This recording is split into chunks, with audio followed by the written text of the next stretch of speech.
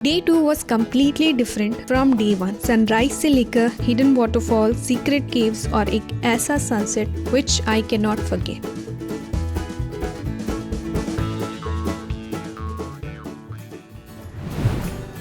Sunrise देखने के लिए हम लोग सुबह उठे 6 बजे और पहुंच गए पेलोलम बीच, which was very peaceful. कुछ लोग यहाँ जॉगिंग कर रहे थे, कुछ मेडिटेशन और हम बस पानी के साथ वॉक कर रहे थे। कभी कभी बस ऐसे मोमेंट्स ही ट्रिप को और स्पेशल बना देते हैं।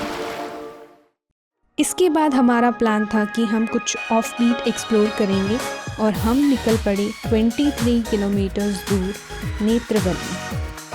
और ऑनेस्टली रास्ता जितना ब्यूटीफुल उतना ही आइसोलेटेड भी। वहाँ कोई नेटवर्क नहीं था, सिर्फ BSNL, बाकी सब गायब। तो हम पहुंच गए एंट्री गेट पे और वहाँ स्टाफ ने हमें बताया कि बस साइन बोर्ड फॉलो करो, सावेरी वाटरफॉल मिल जाएगा। हमें साइन बोर्ड तो दिखा, लेकिन कार पार्किंग जितना बड़ा लिखा था, बाइक पार्किंग उतना ही छोटा, हमें बिल्कुल भी नोटिस नहीं हुआ और हम चले गए आगे की ओर।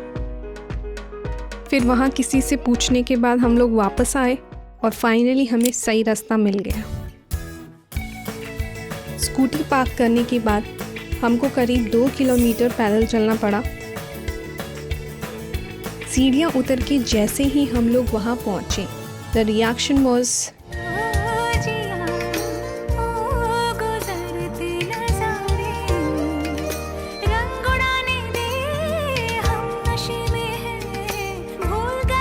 लेकिन सबसे इंटरेस्टिंग पार्ट अभी बाकी था। मैंने जैसे ही पानी में पैर डाले, छोटी छोटी मछलियाँ आकर निबल करने लगी। पहले तो मुझे लगा काट रही है, लेकिन धीरे धीरे जब 2-3 बार मैंने पैर डाले, इट एक्चुअली फेल्ट रिलैक्सिंग, जैसे नेचुरल फिश स्पा हो। और सबसे बेस्ट चीज़ थी, वहाँ बिल्कुल भी भीड़ नहीं थी, बस हम और नेचर। धूप बहुत हो गई थी, तो हमने सोचा थोड़ा सा रेस्ट लेते हैं, क्योंकि अभी एडवेंचर बाकी था।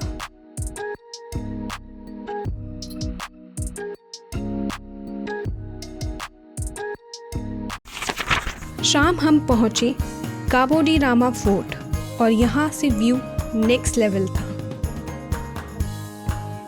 लेकिन हमारा टारगेट था काबो डी रामा केव और उसे ढूंढना सबसे बड़ा चैलेंज था। हम ही नहीं, 2 से 3 ग्रुप्स और भी उसे सर्च कर रहे थे। हमने मैप देखा, हम एग्जैक्ट लोकेशन पे थे, लेकिन केव कहीं नहीं दिख रही थी, क्योंकि हम केव के ऊपर खड़े थे और हमें नीचे जाने का रास्ता ढूंढना था। और फाइनली हमको रास्ता मिल गया। फिर हमने सबको चीख चीख के आवाज़ लगाई, आओ आओ केव मिल गई। That moment was very satisfying.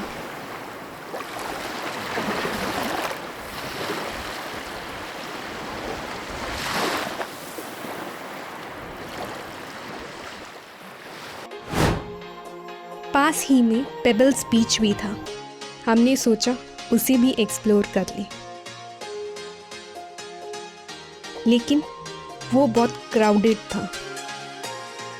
हम जल्दी ही वापस आ गए। नीचे उतरना जितना इजी था, उतना ही वापस ऊपर चढ़। सांस फूल गई मेरी तो। फिर हम निकल पड़े अगोड़ा बीच की तरफ सनसेट देखने के लिए।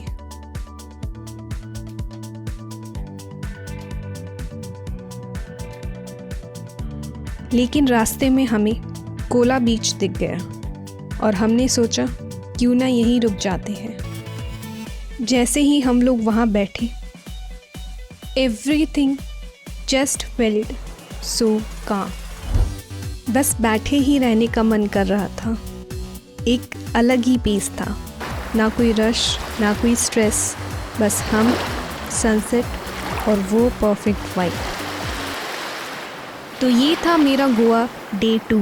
अगर आप कभी गोवा गए हो और आपके साथ कोई फ़नी या मेमोरेबल मोमेंट हुआ है तो प्लीज़ कमेंट में बताओ और मिलते हैं नेक्स्ट वीडियो के साथ।